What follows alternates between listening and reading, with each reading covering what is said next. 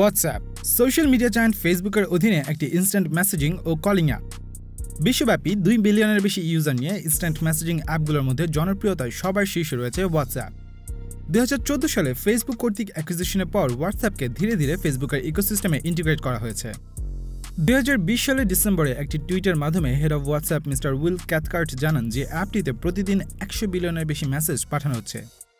যদিও মেসেজিং ও কলিংয়ের মতো ফিচারগুলো ব্যবহারের জন্য হোয়াটসঅ্যাপে ইউজারদের কোনো ধরনের সাবস্ক্রিপশন ফি বা ইন অ্যাপ পারচেজ প্রয়োজন পড়ে না এবং মেসেঞ্জারের মতো কোনো থার্ড পার্টি অ্যাডও শো করে না। তাহলে এই মেসেজিং প্ল্যাটফর্মটির আয়ের উৎস কি?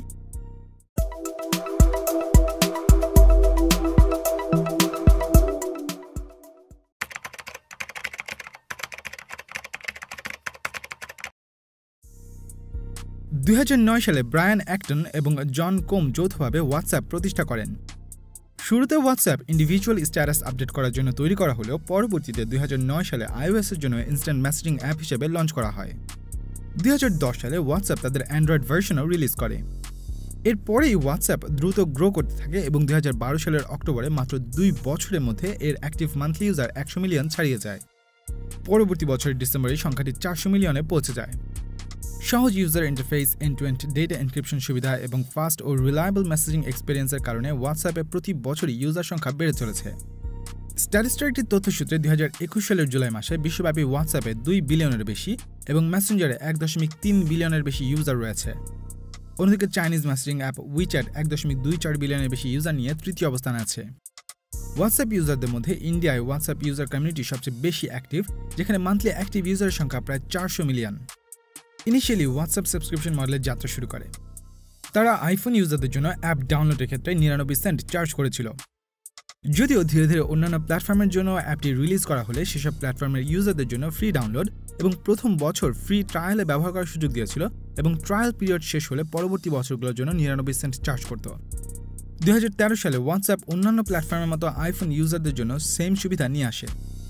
যদিও ট্রায়াল বা সাবস্ক্রিপশন পিরিয়ড শেষ হওয়ার পর হোয়াটসঅ্যাপ সাবস্ক্রিপশন রিনিউয়ালের জন্য কাস্টমারদের কখনোই সেভাবে পুশ করেনি, কেননা সে সময় মেসেজিং সার্ভিসটি মূলত ইউজার সংখ্যা বাড়ানোতেই বেশি আগ্রহী ছিল এবং থার্ড পার্টি ফান্ডিংয়ের উপর বেশি জোর দিয়ে আসছিল। ক্রাঞ্চবেজের তথ্যসূত্রে 2009 সালে হোয়াটসঅ্যাপ $250,000 সিড ফান্ডিং পেয়েছিল। হোয়াটসঅ্যাপের ইউজার গ্রোথ ও ভবিষ্যৎ সম্ভাবনা দেখতে পেয়ে সিকিউর ক্যাপিটাল 2011 সালে 8 মিলিয়ন এবং 2013 সালে আরও $52 মিলিয়ন ইনভেস্ট করে। 2014 সালে ফেসবুক $19 বিলিয়ন বিনিময়ে হোয়াটসঅ্যাপ অ্যাকোয়ার করে নিলে বিশ্বের leading instant messaging platform Messenger এবং হোয়াটসঅ্যাপ দুইটি চলে আসে ফেসবুকের অধীনে। সে সময় হোয়াটসঅ্যাপের ইউজার সংখ্যা ছিল 450 মিলিয়নের বেশি এবং প্রতিনিয়তই এই সংখ্যাটি বাড়ছিল। হোয়াটসঅ্যাপের সাবস্ক্রিপশন মডেলের কারণে অনেকেই ভেবেছিল যে হোয়াটসঅ্যাপ ফেসবুকের জন্য অনেক বেশি লাভজনক অ্যাকুইজিশন হবে। যদিও ফেসবুক হোয়াটসঅ্যাপের সাবস্ক্রিপশন বাদ দিয়ে অ্যাপটিকে সবার জন্য ফ্রি করে দেয়, কেননা ফেসবুকের জন্য হোয়াটসঅ্যাপ কেনাটা যতটা না প্রফিটের জন্য ছিল তার চেয়ে অনেক বেশি ছিল কম্পিটিশন দমিয়ে রাখা। কেননা সে সময় হোয়াটসঅ্যাপে অনেক বেশি ইউজার যুক্ত হচ্ছিল, যা ফেসবুকের নিজস্ব ইনস্ট্যান্ট মেসেজিং সার্ভিস মেসেঞ্জারের জন্য একটি থ্রেট হয়ে উঠেছিল। যার ফলে হোয়াটসঅ্যাপের অ্যাকুইজিশনের মাধ্যমে ফেসবুক বিশ্বের বেশিরভাগ ইনস্ট্যান্ট মেসেজিং সার্ভিস ব্যবহার করা ইউজারদেরকে নিজেদের ইকোসিস্টেমে নিয়ে আসার পাশাপাশি কম্পিটিটরকে কিনে নিয়ে তাদের ডমিনেন্স বজায় রাখতে সক্ষম হয়েছিল। উইচ্যাট এবং লাইনের মতো বেশ কিছু similar app advertisements, games, online payments এবং ইন অ্যাপ পারচেজের মাধ্যমে তাদের রেভিনিউ জেনারেট করে থাকে। যদিও হোয়াটসঅ্যাপ কীভাবে রেভিনিউ জেনারেট করে সে সম্পর্কে কোনো নির্দিষ্ট তথ্য জানা যায় না, কারণ সার্ভিসটির প্যারেন্ট কোম্পানি ফেসবুক কোনো সাবসিডিয়ারি ফাইন্যান্সিয়াল তথ্য পাবলিকলি ডিসক্লোজ করে না। তাই হোয়াটসঅ্যাপ আদতে কত রেভিনিউ জেনারেট করে তা কখনোই জানা যায়নি। যদিও 2017 সালে ফোর্বসের একটি এস্টিমেট অনুযায়ী হোয়াটসঅ্যাপ তাদের ইনকামের সব সুযোগ ব্যবহার করে $5 থেকে $15 বিলিয়ন রেভিনিউ জেনারেট করতে পারবে। হোয়াটসঅ্যাপের রেভিনিউর সঠিক পরিমাণ জানা না গেলেও ইউজার সংখ্যার ভিত্তিতে হোয়াটসঅ্যাপ ফেসবুকের সবচেয়ে বড় সাবসিডিয়ারি হয়ে উঠেছে, যা ঠিক পরেই আছে মেসেঞ্জার এবং ইনস্টাগ্রাম। প্রথম দিকে হোয়াটসঅ্যাপ তার ইউজারদের কাছ থেকে 99 সেন্ট সাবস্ক্রিপশন ফি নিত। কিছু কিছু দেশে অ্যাপ স্টোর বা প্লে স্টোর থেকে অ্যাপটি ডাউনলোড করার ক্ষেত্রে 99 সেন্ট চার্জ করা হলেও অনেক দেশে, বিশেষ করে এশিয়ার দেশগুলোতে অ্যাপটি ফ্রিতেই ডাউনলোড করার অপশন ছিল। ফ্রিতে ডাউনলোড অপশনের পাশাপাশি অ্যাপ ভিত্তিক এই সার্ভিসটিকে 1 বছর ফ্রি ব্যবহার করার সুযোগ দিয়েছিল। ফ্রি ট্রায়াল পিরিয়ড শেষ হলে হোয়াটসঅ্যাপ ইউজারদের অ্যানুয়ালি 99 সেন্ট চার্জ করত। তবে প্ল্যাটফর্মটি সাবস্ক্রিপশন ফির জন্য ইউজারদের কখনোই ফোর্স করেনি কিংবা সার্ভিসটি ব্যবহারে কোনো বাধা বা লিমিটেশন চাপিয়ে দেয়নি। 2013 সালে হোয়াটসঅ্যাপ আইফোন ইউজারদের জন্য সিমিলার পলিসি নিয়ে আসে। অন্যদিকে যেসব আইফোন ইউজার আগেই পে করেছিল তাদের জন্য সার্ভিসটি লাইফ টাইমের জন্য ফ্রি করে দেওয়া হয়।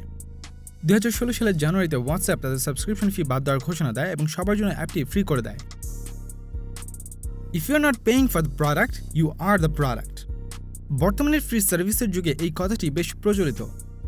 ফেসবুকের বিরুদ্ধে অনেক আগে থেকেই ইউজারদের পার্সোনাল ডেটা বিক্রি করার অভিযোগ রয়েছে এবং এই ইস্যুতে পৃথিবীর বিভিন্ন দেশে বেশ কয়েকটি মামলাও করা হয়েছে। 2014 সালে যখন ফেসবুক হোয়াটসঅ্যাপ কিনে নেয় তখন অনেক এক্সপার্টরাই ধারণা করেছিলেন যে কোনো রেভিনিউ মডেল না থাকা একটি অ্যাপকে এত ডলার দিয়ে অ্যাকোয়ার করার পেছনে ফেসবুকের অন্যতম কারণ ছিল হোয়াটসঅ্যাপ ইউজারদের পার্সোনাল ডেটা কালেক্ট করা। ফেসবুক হোয়াটসঅ্যাপ থেকে ইউজারদের behavioural data, personal information, location data এবং কন্ট্যাক্ট লিস্ট কালেক্ট করে। তারপর এই ডেটা অন্যান্য মার্কেট ডেটার সাথে অ্যালাইন করে ইউজারের পছন্দ অপছন্দ এবং পার্সোনালিটির আরও ক্লিয়ার ইমেজ ক্রিয়েট করে যা ফেসবুকে পার্সোনালাইজড অ্যাড দেখাতে সাহায্য করে। হোয়াটসঅ্যাপে সাইন আপ করার সময় অ্যাপটি ইউজারের পুরো কন্ট্যাক্ট লিস্টের অ্যাক্সেস নিয়ে নেয়। হোয়াটসঅ্যাপ ওই কন্ট্যাক্টগুলো অ্যানালাইজ করে বিভিন্ন ফেসবুক এবং ইনস্টাগ্রাম অ্যাকাউন্টের সাথে লিঙ্কড নাম্বারগুলো খুঁজে বের করে। এভাবে হোয়াটসঅ্যাপ ইউজারের ফ্রেন্ড এবং তার সোশ্যাল লাইফ কেমন সে বিষয়ে ধারণা পেয়ে যায়, যার ফলে তারা সে অনুযায়ী টার্গেট করে আরও স্পেসিফিক অ্যাড শো করতে পারে। এছাড়া ফেসবুক ও ইনস্টাগ্রাম লোকেশন অনুযায়ী অ্যাড দেখানোর জন্য হোয়াটসঅ্যাপ থেকে লোকেশন ডেটা কালেক্ট করে।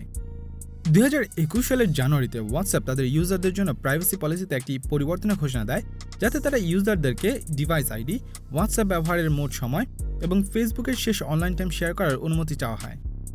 এছাড়া এই নিউ পলিসি অনুযায়ী বিজনেস অর্গানাইজেশনগুলো তাদের কাস্টমারদের সাথে কনভারসেশনের লগগুলো রেখে দিতে পারবে এবং ফেসবুক মার্কেটিংয়ে এটি ব্যবহার করতে পারবে। যদিও বেশিরভাগ মানুষ তাদের ডেটা প্রাইভেসি নিয়ে তেমন সচেতন নয়, তবে হোয়াটসঅ্যাপের এই পলিসি নিয়ে বিশ্বব্যাপী বেশ সমালোচনা হয়।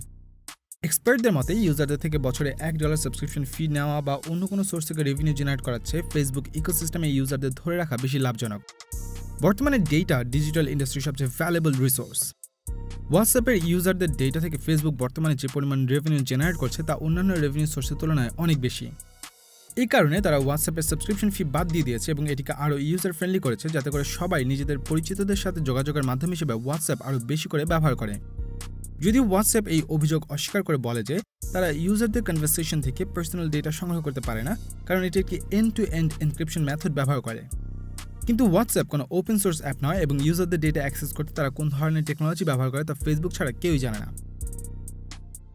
2018 সালের জানুয়ারিতে হোয়াটসঅ্যাপ বিজনেস নামে একটি আলাদা অ্যাপ লঞ্চ করা হয়। হোয়াটসঅ্যাপ বিজনেস অ্যাপটি এসএমই থেকে শুরু করে বড় বড় কর্পোরেশনগুলো কাস্টমার সার্ভিসের ক্ষেত্রে ব্যবহার করছে। বিজনেসগুলো যাতে খুব সহজেই কাস্টমারদের সাথে কমিউনিকেশন মেনটেন করতে পারে তাই অ্যাপটি বেশ কার্যকরী একটি টুল। কাস্টমার সার্ভিস দেওয়া ছাড়াও বিজনেসগুলোর product catalogue, location, working hours সহ বিভিন্ন রিলেভেন্ট ইনফরমেশন শেয়ার করার ক্ষেত্রে অ্যাপটি বেশ কার্যকরী। হোয়াটসঅ্যাপ বিজনেসের রেজিস্টার্ড বিজনেসগুলো কাস্টমারের রিপ্লাই 24 ঘন্টা পর্যন্ত ফ্রি দিতে পারবে, কিন্তু 24 ঘন্টার পর প্রতি রিপ্লাইয়ের জন্য ওই রেজিস্টার্ড বিজনেসকে চার্জ করা হয়, যা হোয়াটসঅ্যাপের রেভিনিউ জেনারেট করার একটি নতুন সোর্স।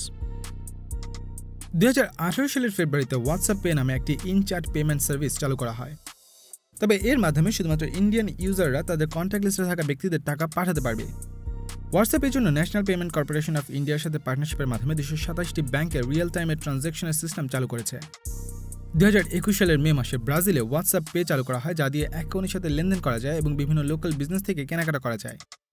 এই সার্ভিসটি ফ্রিতে দেওয়া হলেও ফেসবুক থেকে কেনাকাটার ক্ষেত্রে ফেসবুক বিজনেসগুলোকে কাস্টমারদের পেমেন্ট রিসিভ করার জন্য 3.99% প্রসেসিং ফি চার্জ করে। 2020 সালের জানুয়ারিতে হোয়াটসঅ্যাপ স্ট্যাটাস সেকশনে অ্যাড দেওয়া শুরু করার প্ল্যান করে, কিন্তু এপ্রিল মাসে মার্ক জাকারবার্গ এই সিদ্ধান্ত বাতিল করেন এবং স্ট্যাটাস সেকশনে অ্যাড না দেওয়ার সিদ্ধান্ত নেন।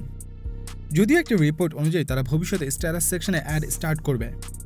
হোয়াটসঅ্যাপ এখনও তার বিজনেসের ইনভেস্টমেন্ট ফেজে আছে।